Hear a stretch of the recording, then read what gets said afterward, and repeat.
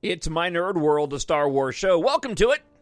Thanks for checking out this week's episode. Countdown to Ahsoka. We got an official release date, a new teaser, plus a lot of news to dive into about the future of Star Wars on the small screen. And we'll ask the question, you know how I feel if you listen to the show, but I want to ask you, does Star Wars need to be on the big screen? Is the time of multiplex theaters and just the theater-going experience, is it expiring? Is it going away? And specifically, does Star Wars need to be on the big screen? Thank you so much for checking out My Nerd World. Let's get to it.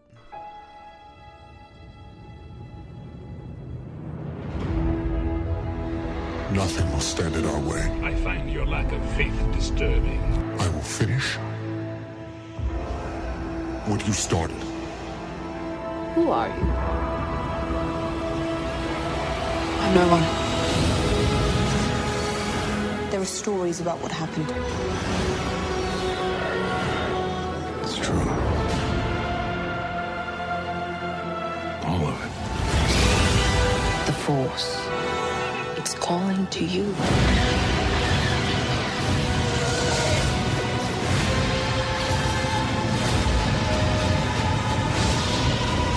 My Nerd World. Just let it in.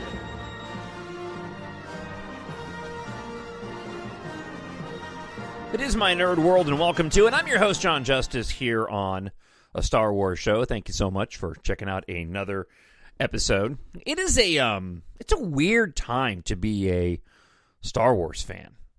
Not a bad time. It's just a weird time to be a Star Wars fan with so much entertainment available to watch and honestly, so much Star Wars to consume. It's just a very interesting time, and it makes me wonder where it's all going in the future, especially when it comes to the big screen. And this is something that I talk about a lot on the show, and it's mostly due to my own desire to have Star Wars on the big screen, and that's where I think it needs to be. But there is an interesting question to be raised and asked that I want to hear from you about. TalkShowNerd@gmail.com is where you can email of, does Star Wars need to be on the big screen?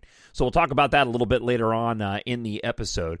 We do have a lot of news to get into. Most of this is coming from Bespin Bulletin and MakingStarWars.net, two Star Wars outlets that seem to be on the forefront of spoilers and information. So let's not waste any time, and let's get into the news from this week. A spark that'll light the fire that'll burn the First Order down. So we'll go in sort of order of when this information has been released. And again, this is all leading up to a bit of a discussion of whether or not Star Wars needs to be on the big screen. First off, as we have mentioned, we do have confirmation. The Acolyte has finished filming. These are all Disney Plus shows we'll be talking about, because we don't really know when these three films that they announced or other movies are going to actually make it to the theaters. So everything that we're talking about is all coming to Disney+. But The Acolyte has finished filming. The Acolyte, which is set during the High Republic era, will follow a former Padawan and her Jedi Master as they investigate a series of crimes but encounter forces more sinister than what they've imagined. The Acolyte will be releasing exclusively on Disney Plus sometime in 2024. I had a chance to see a potato camera version, meaning it was bad, of the trailer that was released at Celebration, and it looks interesting. All of these shows look interesting. It's going to be in the execution. And this is a show that I have been looking forward to since it was announced. I'm cautiously optimistic on all of these shows, though, just because the content that we've received on Disney Plus, in my opinion, has been a bit touch and go. It's kind of been all over the place in terms of quality. I'm not going to go down the roads that I've gone down before, comparing The Mandalorian versus Andor versus Obi-Wan Kenobi, but you just look at those three shows, and they all have very distinctive vibes to them. And, you know, some are far superior than others in my opinion. Andor is the most cinematic of all of them, as I've mentioned. And I don't yet see in the footage that I've seen, whether it's for The Acolyte, whether it's for Skeleton Crew later this year, which I'm looking forward to all of these, or whether it's Ahsoka. I don't really see the same quality in these other live-action shows, but it's tough to tell, again, from bad cell phone recorded bootleg trailer footage from Star Wars Celebration. From the trailers that we've seen from Ahsoka, it seems to be more on par with the visual quality and the cinematic quality of what we got in The Mandalorian. Not necessarily a bad thing, but when we get into the discussion of whether or not Star Wars should be on the big screen, I think the one thing you can kind of point to is Andor in terms of that kind of cinematic quality. The Mandalorian Season 4 will reportedly begin filming in November of 2023. Now, this is all dependent on the writer's strike that's still going on in Hollywood, the potential of an actor's strike, the potential of a director's strike. As it was talked about on MakingStarWars.net, it doesn't look like The Mandalorian Season 4 is coming anytime soon. And that could end up having a major impact on Dave Filoni's Mandoverse movie, as we've talked about in previous episodes. Another rumor going around is the potential, and this would make sense, of Boba Fett being in Season 4 of Mando. So, again, this is all coming from BestSpinBulletin.com and MakingStarWars.net. So, MakingStarWars.net had received confirmation, and I believe they actually got some footage of this, some spy footage, doing that thing with my fingers, of a Slave 1 set being built. It's Slave 1, it's always going to be Slave 1. Of a Slave 1 set being built, and the speculation was that perhaps this was being attached to a Season 2 of the Book of Boba Fett. However, as Bespin Bulletin is reporting, Making Star Wars revealed that he had reached out to his own sources for clarification on the November rumor of a potential Book of Boba Fett Season 2, and touched base with those sources regarding the possibility of a second season of the Book of Boba Fett. Making Star Wars revealed that, from what he can gather, Boba Fett will be present in the 4th season of The Mandalorian, and that there's seemingly no other series set to go in production, which likely includes the rumored second season of the Book of Boba Fett. And there were more comments being made at Making Star Wars. Now, listen, this would make sense. Book of Boba Fett was met with some praise, but some criticism as well. I don't personally need to see another season of the Book of Boba Fett. I thought it was just a bit better than Kenobi, but honestly, both of those series were a bit disappointing to me. Now, given the fact that we know we're getting a Mandoverse movie, which is going to include all these characters and shows that we're talking about apart from the Acolyte, but a series that will culminate the events and the characters from this time period after Return of the Jedi, before we get to Episode 7, we know that Boba Fett's going to be included in that, so it makes all the sense that he would show up in a Mandalorian Season 4 heading into the Mandoverse movie. But again, this is all going to be, contingent on what happens with the writer's strike going on in Hollywood. So that still remains to be seen. So the big news of the week was the Ahsoka show. The Star Wars Ahsoka will be releasing. We knew it was coming in August, but now we have an official date of August 23rd. They did release a new teaser with it, of which I don't believe we got any more footage. Any new footage from the teaser. It was basically a shorter version of what we had seen with the longer trailer that was released with Star Wars Celebration. So, still, it's nice to see a release date. We did get some further information about one of the characters in the show. There's been a lot of different... The promotion is underway for Ahsoka right now. So Empire Magazine, Entertainment Weekly, they've been releasing images from the show. Nothing earth-shattering. There was one shot that reminded me quite a bit of one of the first pictures that we ever got for the promotion of The Force Awakens. This one happened to show a rather unique-looking Inquisitor with a red lightsaber that we hadn't seen before.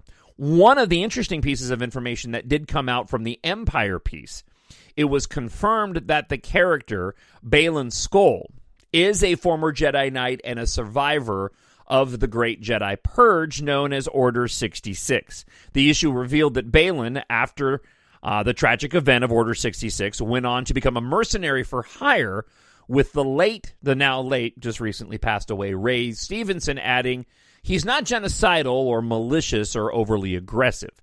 He will request that you get out of his way, but if you don't, he will take you out of his way." The reveal that Skoll is a mercenary explains how he ended up working alongside Morgan Elsbeth.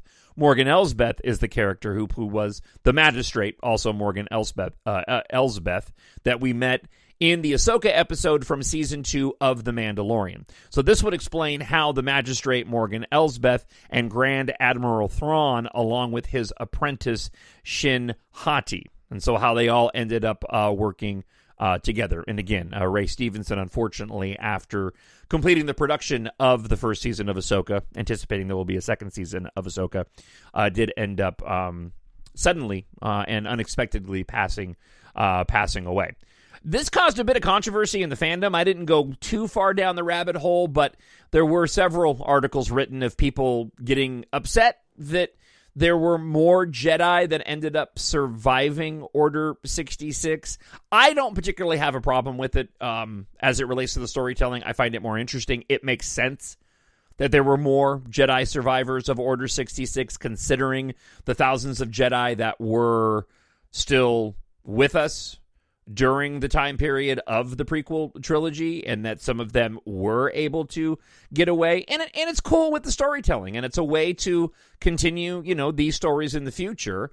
I don't think we need to have hundreds of Jedi having survived Order 66. I don't know what the official sort of word is on how many survived, but I know that some fans were like, "Oh, great, it's another survivor of Order 66. But again, in my opinion, it makes some sense that some Jedi got out. So really curious to see how this character plays out. And I believe that some of the questioning, if you've seen the trailer footage for the Ahsoka show, there was a lot of head scratching, including mine, of the way that their lightsabers looked, because they weren't your typical red Sith lightsabers. And typically your lightsabers, and this is a problem that I've talked about before as it relates to the newer shows.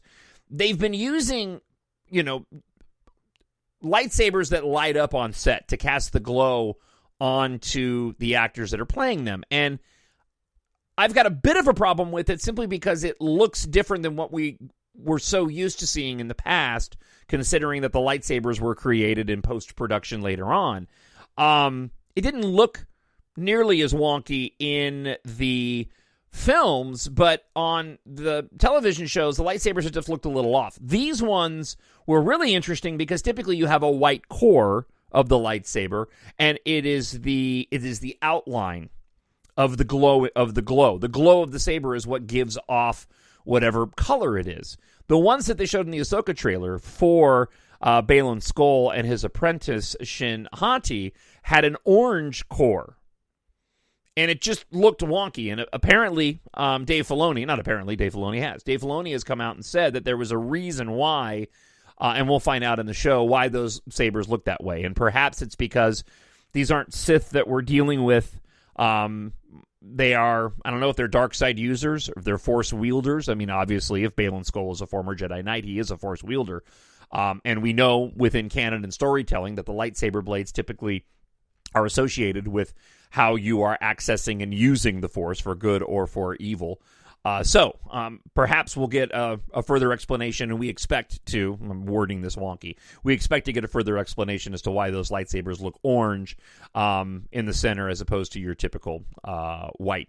So in terms of the news, that is about all that we have this week. And like I said, it's a bit odd. It's an odd time to be a Star Wars fan.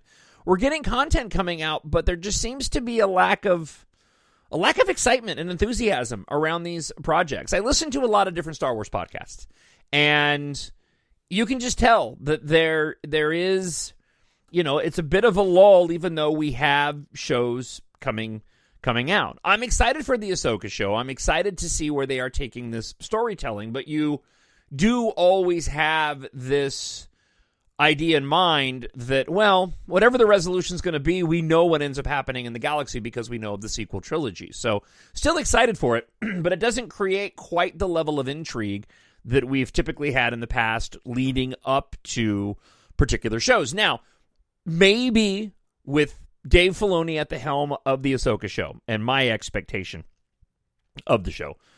Considering that I think that Rebels is some of the best Star Wars storytelling apart from the theatrical releases, I have a lot of faith that Dave Filoni is going to give us something to chew on. And I'm personally hoping that when it comes to the Ahsoka show, that we are, we're given the intrigue that we've come to expect that sparks imagination in the commentary and gets us wondering again. That is something that I felt has been lacking in terms of the mythology within The Mandalorian. We did get more of it this last season, but I'm looking forward to leaning back into the Jedi lore and getting back to those places where we endlessly speculate. That's what's so much fun. And at the moment, there seems to be a lull in that conversation happening within the Star Wars fandom. Okay, so that leads me to just want to talk about this briefly here on the show this week. Something inside me has always been there. But now it's awake. And I need help. So I was inspired to bring this up on the show, and really I want to hear from you. So I hope that you'll take a moment, leave a comment up on YouTube, or drop me an email, talkshownerd@gmail.com. And a simple question: does Star Wars need to be on the big screen? Thank the Maker podcast. I was listening to that show today, and the three hosts on that show got into a really interesting discussion about this. All three of them had varying opinions, and I believe they're all of different ages. I think one of the hosts is probably closer to my age, being 50, and then 12 years younger, then maybe a little bit younger than that. One of the hosts had made a comment that they had gone to see a special screening of Raiders of the Lost Ark, and that the experience was one where he left thinking, I should have just watched this at home. The people in the theater that were making noise, the sound coming from the adjacent theaters that was bleeding into the theater that he was in, it just ruined the experience for him. And there was a great back and forth between the hosts on a lot of different angles as it related to this particular experience, talking about how when it comes to a re-release of a classic movie like the original Raiders of the Lost Ark, you're not going to get the same type of sound quality that you'll get with a release that we see now, considering it's an older film stock and the sound's not going to be as high quality as what you would typically get. Now, these have all been released on Disney Plus, and I would actually argue that on Disney Plus, the Indiana Jones films, probably the sound is much better than what you would see with an archival print of Raiders of the Lost Ark that may have gone through some upgrades, but probably isn't carrying the same type of quality that you're going to be getting in the remastered versions that are now available on Disney Plus. And the host got into a conversation of how society right now is catering to, understandably so, the changing times, younger demographics, and watching things at home, and getting into this conversation of whether or not movie theaters are going to be existing in the near future. I believe that the movie theater experience is changing. I think the time of the multiplex is over, and that over a long enough timeline, as we continue to release blockbusters, that we're going to see new movie theaters crop up and cater to just the blockbusters. It'll be interesting to see how the multiplexes survive. I know where I live here in Minnesota, it's virtually all AMC. We have some local theaters that are here. But some of the really large multiplex theaters have turned into your cheaper theaters, the ones that don't have assigned seating, that still have the stadium seating as opposed to the flush recliners that you get now with your reserved seating. I think that we're going to see sort of a shrinking down of the theater experience that's going to cater more to the big blockbuster and less to the drama, the comedy, and even to the thriller, which brought them back around to, can you get a better experience at home? Can you get the same experience at home? Which led into, does Star Wars need to be on the big screen? Considering the amount of content that we're getting, the quality that you can get of watching a movie at home now, sound systems are relatively cheap, big screens are relatively cheap. For me personally, Star Wars needs to be on the big screen. First off, the experience of going to a theater, I'll get to secondary. The experience itself of being in a theater, assuming that you are doing the right thing, in my opinion, and putting your phone away. The theater is one of those few places where you're locked in. The only thing you're doing is watching the images on the screen. And seeing a film larger than life on the silver screen can't be replicated. You can have the emotional connection to a film, but in terms of the overall experience of being overwhelmed by the cinema, I do believe that is something that cannot be replicated unless you have gone to great lengths to create a home theater specifically to replicate something that you would get at the movie theater. I just feel like that experience is something that cannot be duplicated at home. You can certainly enjoy films just as much, but it is a wholly different experience going to the theater. But more importantly, I think it's more of a 50-50 deal. It's one, the experience of seeing it on a big screen, but two, it's the experience of going to the theater. It's the experience of being with other people or even being by yourself. It's an event. You have to get in your car. You have to make a decision and you have to time it out. It takes a bit of effort to go to a place. And we're becoming a culture where less and less do you need to go places. And listen, I'm one that likes to stay at home, but I love going to the movie theater. And I would never want to trade that experience for a unique, special experience of seeing a movie that I'm genuinely excited to see for the first time on the big screen. Especially when you're going with friends and family. It's the anticipation of driving to the movie theater, parking, getting out, going, if you're going to the concession stand or not, going to the bathroom before you go. It's all part of the experience and the buildup that you get as you wait for the trailers to end and finally for the movie to begin. I love, it sounds so strange, but I love when you're watching all these trailers and there's that moment where you forget, oh my gosh, I'm here to watch a movie. And suddenly now you just get this rush of the movie's going to start. What are we going to get? What is this experience going to be like? It's something that can't be duplicated. You can get the same sort of feelings and the rush of going to sporting events, but there's just something special about the mystery of sitting in the theater and the lights going down and knowing that something is about to unfold and you're about to embark on a journey and you don't even know where that journey is going to take you, if it's going to be a good one or a bad one, but you're locked in and you're there for the ride. And then you finish the movie, and if you're with people, you walk out and you talk about it with them, the experience of then going home. And for me, typically, if it's a movie that I loved and it was something that's part of a franchise, or even if it's not part of a franchise, I want to go and watch something that's related to it, or I want to watch a movie that's going to give me the same type of feelings. Well, it's like I just got done watching this space movie. I want to go home and watch this now. I used to be one that would watch a film, if it was part of a franchise, watch the films leading into that film and then go see it in the theater. I've changed my tune on that. Typically now I wait, especially when it comes to Marvel and Star Wars films too, although it's been a while now, is I'll actually kind of wait, especially with Marvel, because that's the one that I've experienced most, and I'll go watch it, and then I'll be in the mood to watch another Marvel film, but I'll make sure that I kind of hold off on watching any leading up to it, because I want to get home and watch something else, and I don't want to have just watched it again.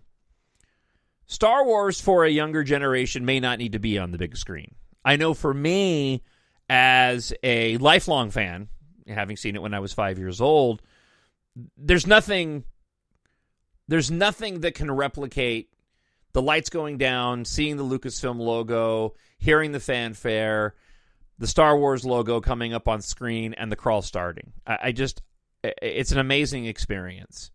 And it's a bummer that we have to wait as long as we do before we get that again, regardless of what film it's attached to. So for me, yeah, Star Wars needs to be on the big screen. That's where it does its best to entertain us. That's where the magic is felt the strongest, and that's where the experience is typically the best. What do you think? What are your thoughts? TalkShowNerd@gmail.com. Or if you happen to be listening on YouTube, I hope that you will take a moment and drop me a message, and I look forward to sharing those on next week's show. Before I let you go, if you are a new listener to the show, thank you very much. I appreciate it. And I hope you'll take a time to go and check out, if you are a reader, that you would treat yourself, or if you have a reader, a sci-fi reader in your family, a friend or a family member with science fiction. I've written a space opera series. It's written for adults, but it is perfectly acceptable and fine for ages 11 plus. 7 books in all in the series, available in ebook, hardcover, paperback, and audiobook. Book 1 is available now in ebook for just 99 cents, and the description is as follows. Keitha's father died 1 year ago. Yesterday, he gave her the key to saving humanity. She just doesn't know it yet. Taft Guardia picked the right day to upgrade his ship when fellow pilot Keitha Morrow arrives after receiving a cryptic message from her late aerospace engineer father. What he thought was a routine investigation quickly turns into a dangerous journey of discovery and survival when an industrial accident sets off an apocalyptic chain of events. As a corporate madman with an armada at his disposal attempts to gain control of the global evacuation, they discover what may be the only hope of stopping him. The clock is ticking as Taft Keitha and a ragtag squadron of pilots fight to save Earth's evacuees from annihilation and secure their future among the stars.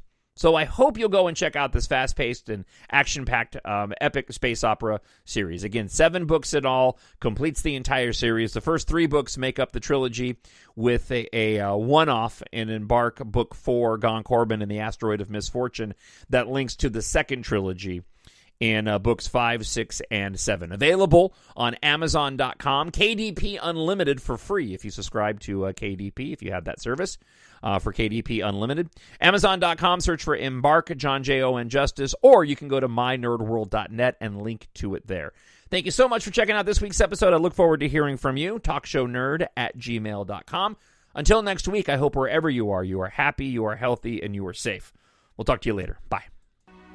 The Force will be with you, always. My Nerd World.